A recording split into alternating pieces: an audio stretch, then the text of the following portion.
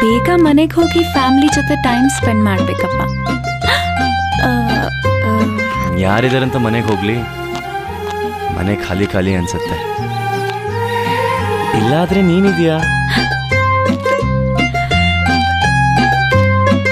ಹಾ, ಒಂದ್ ನಿಮಿಷ. ಈ ಕ್ಷಣ ನಾನು ನೆನ್ಪಿಟ್ಕೋಬೇಕು.